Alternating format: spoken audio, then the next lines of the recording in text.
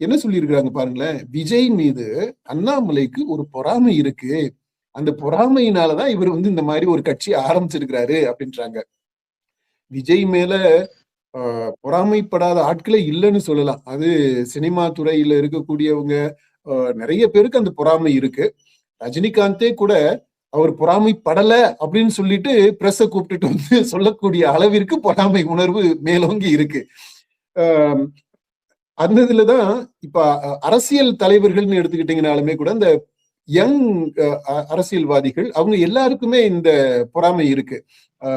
அன்புமணியில ஆரம்பிச்சு சீமானு அண்ணாமலை வரைக்குமே அந்த உணர்வு இருக்கு. என்னடா அந்த பாரு டக்குன்னு சினிமா விட்டுட்டு ஒரு 2 வருஷம் கூட ஒழுங்கா வேலை செய்யல, அதுவும் பிரச்சாரம் எதுவுமே பண்ணல, பார்த்தா சிஎம் ஆயிட்ட அப்படின்னு அந்த மாதிரியான ஒரு ஃபீலிங். நான் முதலமைச்சரை பற்றி இந்த என்னடா இவன் அப்படின்னு சொல்றது அவர் தரக்குறைவாக இல்லை, அந்த உணர்வு என்ன அப்படின்றத வெளிப்படுத்துறதுக்காக இதை நான் சொன்னேன்.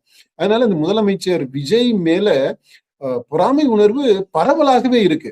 அதுவும் அவர் வயதை ஒத்த அந்த அரசியல்வாதிகள் மத்தியிலையும் அவருக்கு சீனியராக இருக்கக்கூடிய அல்லது அவருக்கு இணையாக இருக்கக்கூடிய திரை பிரபலங்கள் மத்தியிலையும் பொறாமை இருக்குது அப்படின்றது உண்மை. இதை மறுக்கவெல்லாம் முடியாது யாரும். பிரஸ் மீட் வச்சு நீங்க சொன்னீங்கனாலுமே கூட you simply betray your self, அப்படிதான் அர்த்தம். அதனால இவருக்கு இந்த மாதிரி ஒரு பொறாமை உணர்வு இருந்திருக்கு அப்படின்னு சொல்லிட்டு 7% இத சொல்றாங்க.